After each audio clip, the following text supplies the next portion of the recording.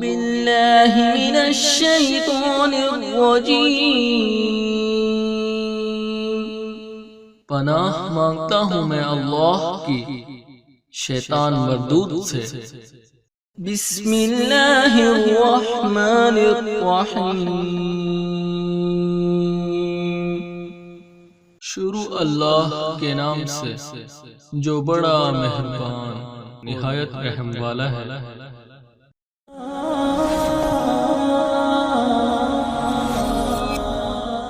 ہندوستان میں ابن بطوطہ لکھتے ہیں کہ یہاں دریا کنارے ایک وقت ایسا بھی آیا کہ ہندو متاثر ہوئے تو کچھ مسلمان بھی متاثر ہو گئے، کہنے لگے دریا کے کنارے سال کی جو آخری تاریخ ہوتی ہے نا، آخری تاریخ سمجھ لیں 29 ذی الحج، سال کے آخر پہ نا شیطان آتا ہے، ایک بت خانہ ہے اس میں شیطان آتا ہے اور شیطان آ کے اس بت خانے پہ قبضہ کرتا ہے۔ تو اگر وہاں ایک کواری لڑکی نہ بٹھائی جائے تو وہ سارے ملک پہ قبضہ کر لے گا اور سب کو مار ڈالے گا، لہذا ایک لڑکی کی بلی چڑھائی جائے گی، اس کو بٹھایا جائے گا بت خانے میں رات کو، کواری لڑکی ساری رات وہاں بیٹھے گی، صبح جب لینے جاتے تو لڑکی مری ہوتی، شیطان آیا ہے تو اس کو نہ یہ دینی ہے تو تب اس نے جان چھوڑ، یہ رسم تھی۔ میں اکثر کہتا ہوں ہمارے تو جو دروازے پہ بھیک لینے آتا ہے وہ بھی قسمت کا حال بتاتا ہے، جس کی اپنی قسمت خراب ہے کہ مانگتا پھر، اپنی قسمت کا یہ حال ہے کہ در در کا بھکاری ہے، قسمت کی حال بتاتا ہے، اور کئی دفعہ سونا بھی ڈبل کر دیتے ہیں، وہ پتہ تب چلتا ہے جب سنگل بھی غائب ہو جاتا ہے۔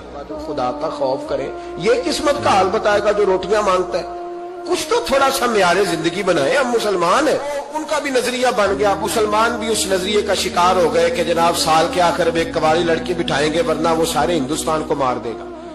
ایک حافظ ابو البرکات رحمت اللہ علیہ نام کے بزرگ ہوتے تھے اور سلسلہ عالیہ چشتیہ کے شیخ بھی تھے، لیکن اللہ کی قدرت یہ تھی کہ ان کے چہرے پر داڑھی اور مونچھیں نہیں آئی، کچھ لوگوں کے نہیں نہ آتے بال، کیا کہتے ہیں ان کو، کھودے، وہ ہمارا ایک لفظ ہے، بولتے ہیں پنجابی میں، ان کے چہرے پہ داڑھی نہیں تھی، وہ بھی کبھی کبھی اس رستے گزرا کرتے تھے، تو قریب ہی ایک بوڑھی اماں کا مکان تھا، تو اماں بڑی مہمان نواز تھی، اس نے دروازے پہ، اگر تھے بیوہ عورت تھی، ایک ہی اس کی بیٹی تھی، دروازے پر اس نے مہمان خانہ بنایا ہوا تھا، آنے جانے والے کو کھانا کھلاتی، چائے پہ، شوق تھا اس کا۔ اور حافظ صاحب دن کے وقت وہاں آئے، اماں بڑا رو رہی تھی، کھانا بھی نہ ملا، چائے بھی نہ ملی، تو کہنے لگے میں تو اس راستے اس لیے آیا تھا کہ یہاں ٹھہروں گا، مہمان نوازی یہاں اچھی ہوتی ہے، ہوٹل تو ہوتے نہیں تو مہمانوں کو مہمان خانوں میں ٹھہرنا پڑتا تھا۔ تو اماں کدھر ہے؟ تو کہا اماں بڑی پریشان ہے۔ حافظ جی نے کوشش کی، نیک آدمی تھے، کہ اماں سے ملاقات ہو جائے۔ حافظ جی کا کمال یہ تھا کہ حافظ اتنے پکے تھے کہ ایک جگہ بیٹھ کر قرآن پاک شروع کرتے تھے اور وہی سارا ختم بھی کر دیا کرتے، اتنی پکی منزل کے حافظ تھے۔ تو حافظ ابو البرکات صاحب وہاں بیٹھے، وہ اماں کوئی بزرگ تھے حافظ صاحب، وہ اماں سے کسی طریقے ملاقات کی تو اماں ملتے ہی رونے لگی چیخے مار کے۔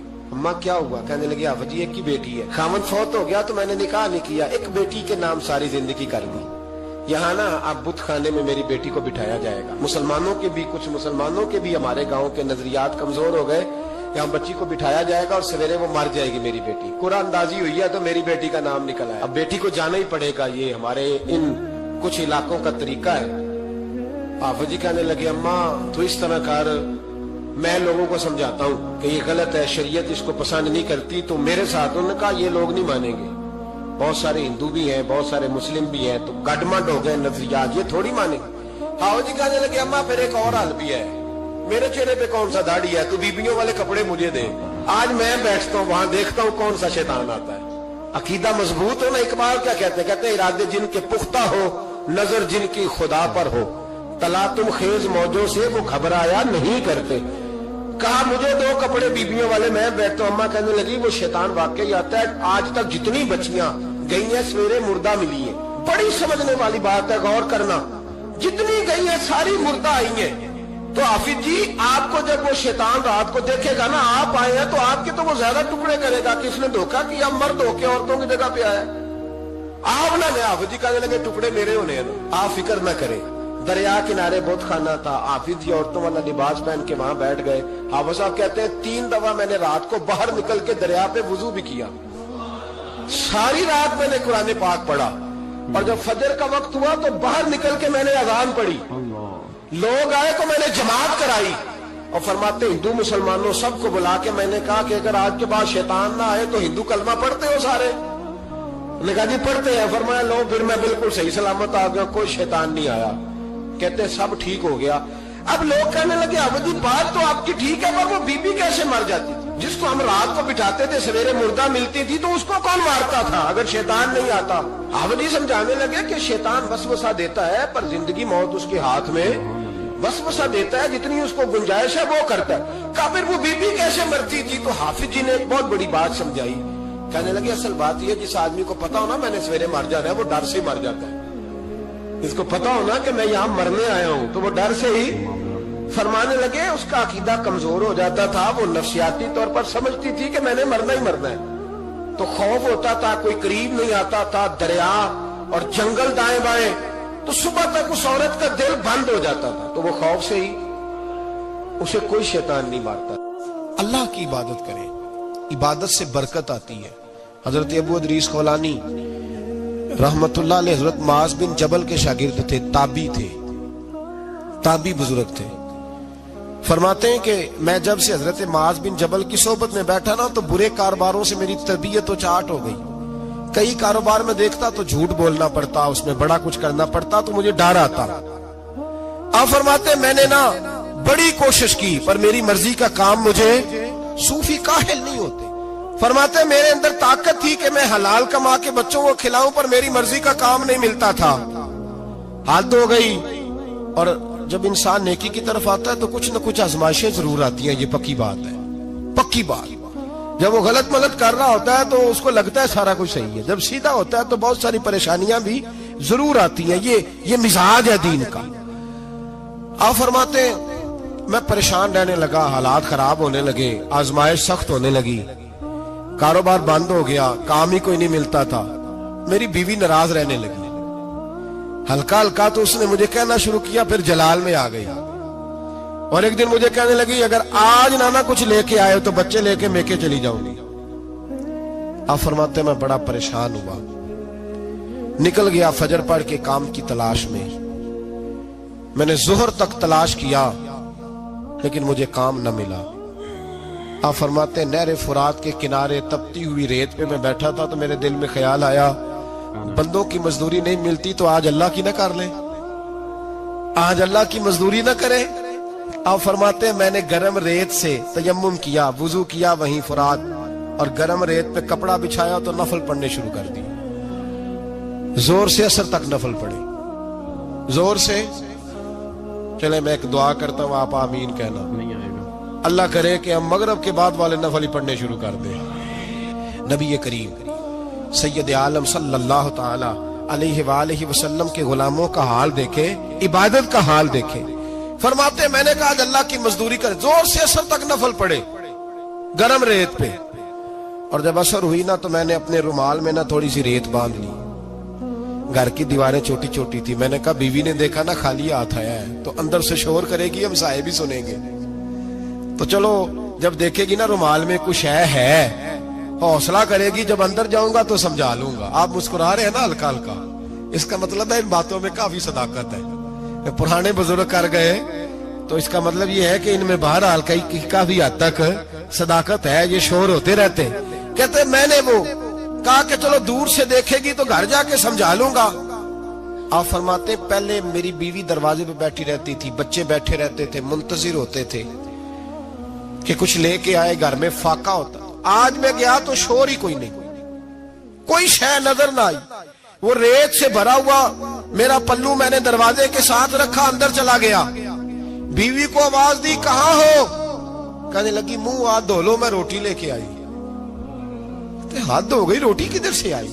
اس گھر میں تو فاقے تھے، کھانا کدھر سے آیا؟ کہتے روٹی لائی، سلاد بھی لائی، دودھ بھی لائی، اس زمانے میں جو نعمتیں تھی پھل بھی لائی، سارا آ گیا۔ میں نے گھور کے دیکھا، میں نے کہا کدھر سے آیا یہ سارا کچھ؟ کہاں ہے بچے؟ کہنے لگی روٹی کھا کے باہر نکل گئے۔ میرے دل میں خیال آیا میری بیوی کا کردار تو چاند سے زیادہ اجلا ہے، تو یہ سارا کچھ کیسے آیا؟ میں نے کہا یہ کہاں سے آیا سارا کچھ؟ تو کہتی ہے میری طرف دیکھ کے کہنے لگی پتہ نہیں آج کس کریم کی مزدوری کرنے چلے گئے تھے، پتہ نہیں کس کریم کی مزدوری پہ چلے گئے تھے، زور ہوئی ہے تو اس نے اناج کی بوریاں بھیجی ہیں، چاول بھیجے ہیں، پھل بھیجے ہیں، اتنا کچھ بھیجا ہے کہ میرے گھر میں رکھنے کو جگہ ہی کوئی نہیں۔ یہ کہتے کہتے اٹھی اور کہنے لگی پہلے ہی بڑا آیا تھا، اب اور کیا لائے ہو؟ آپ فرماتے میں سکتے میں تھا، اس نے جا کے میرا رومال جو کھولا، میں ریت لایا تھا، رب کریم نے ہیرے بنا دیے، وہ ہیرے بن گئے۔ آپ فرماتے کہنے لگی کس کریم کی مزدوری پہ گئے تھے؟ فرماتے میں اٹھا اور کچی زمین پہ سر سجدے میں رکھا، میں نے کہا مالک میں ساری زندگی دنیا راضی کرتا رہا، لوگوں کے دروازوں پہ کھڑا رہا، تعلقات بنا کر تھوڑی سی روزی کے لیے جدوجہد کرتا رہا، دھتکارا گیا، ستایا گیا، مولا میں تو تیرے دروازے پہ آج آیا ہوں، پوری دیہڑی بھی نہیں لگائی، زور سے سر ڈیوٹی کی ہے، اللہ تیری تھوڑی مزدوری کا اتنا اجر ملتا ہے؟ خدایا تو اتنا نوازتا ہے؟ فرمایا اللہ میں محنت بھی کروں گا، کام بھی کروں گا، لیکن دنیا کی مزدوری تھوڑی کروں گا، مالک تیری عبادت زیادہ کروں گا۔ بھائی یاد رکھو ہم ساری زندگی لوگ قبروں میں چلے گئے، مسجد نہیں آئے، قبروں میں الہاکم التکاثر حتی زرتم المقابر، قبر میں جانے کا ٹائم آیا، لوگوں کی نمازیں پڑھ دی گئیں پر لوگوں نے نمازیں شروع نہیں کی، نمازیں پڑھ دی گئی۔ کہیں لے جاؤ، شادی کا موقع ہے تو وہ کراچی جانے کو تیار ہے، لیکن چند فرلانگ پہ مسجد ہے، مسجد جانے کو تیار ہے۔ اللہ کے ولی کی علامت ہے وہ عبادت گزار ہوتا ہے، اور جو نہ نماز پڑھے نہ نماز پڑھائے وہ زندیق تو ہو سکتا ہے، پیر ہو سکتا، میں ذمہ داری سے کہہ رہا ہوں، زندیق تو ہو سکتا ہے پر پیر ہو سکتا بالکل۔ وہ کہتا ہے میں تکبر کرنے والوں کو پسند نہیں کرتا، وہ کہتا ہے فسادی پسند نہیں ہے، وہ فرماتا ہے کہ راہوں میں کجی کرنے والے پسند نہیں ہیں، وہ فرماتا ہے کہ بدعہدیاں کرو گے تو میں صبح قیامت تم سے سوالات کروں گا۔ اللہ تبارک و تعالیٰ بہت ساری چیزوں کو ناپسند کرتا ہے، ناراض ہو جاتا ہے، بلکہ نبی پاک صلی اللہ تعالی علیہ وسلم نے فرمایا تم بات کرتے کرتے کوئی ایسا جملہ بول دیتے ہو کہ رب اتنا ناراض ہوتا ہے کہ تمہیں پتہ بھی نہیں ہوتا، تمہارے لیے جہنم کا فیصلہ کر دیتا ہے۔ اس لیے پہلے تولو پھر بولو، خود اپنے لفظوں کی تو تم پہرے داری کرو نا کہ میں کیا کہہ رہا ہوں۔ کوئی ایسا جملہ، کوئی ایسی بات وارث شاہ مان کری نہ وارثاں دا، کوئی ایسی بات نہ تمہاری زبان سے نکلے۔ اور حضور یہ بھی فرماتے ہیں کہ اس کا دوسرا پہلو بھی ہے، بعض اوقات تم بات کرتے ایسا جملہ کہتے ہو وہ اتنا راضی ہوتا ہے کہ تمہارے لیے جنت کا فیصلہ فرما دیتا ہے۔ مسلمان کو اب یہ حکم ہے، اس ساری گفتگو کا نتیجہ یہ ہے کہ وہ اپنے جذبات پر، خیالات پر، نگاہوں پر، زبان پر، کانوں پر تھوڑی توجہ دے، بے لگام نہ بنے، بے ترتیب نہ بنے، جو طبیعت میں آئے کر نہ گزرے، تھوڑا سا نہ سوچے سمجھے اور تھوڑا سنبھل کے چلے، کبھی ان کاموں کی طرف نہ جائے جن سے رب ناراض ہو جاتا ہے، ان کاموں کی طرف بڑھے جن سے اللہ راضی ہوتا ہے۔ میرے نبی پاک صلی اللہ تعالی علیہ وآلہ وسلم نے ارشاد فرمایا، بعض احادیث میں لفظ یہ ہیں کہ اللہ اپنے بندوں کو دیکھ کے مسکراتا ہے جو اس کی شان کے لائق ہے۔ جس ترتیب سے ہم مسکراتے ہیں، جس ترتیب سے ہم روتے ہیں، جس ترتیب سے ہم کسی بات کا اظہار تشکر کرتے ہیں، خدا ان باتوں سے پاک ہے۔ اب بہت ساری حدیثوں میں آیا کہ وہ مسکراتا ہے، تو کیا مطلب ہے مسکرانے کا؟ تو علماء تفسیر نے لکھا ہے مسکرانے کا مطلب یہ ہے کہ وہ بڑا ہی راضی ہوتا ہے اپنے بندے سے، بڑا راضی ہوتا ہے، یہ مطلب ہے۔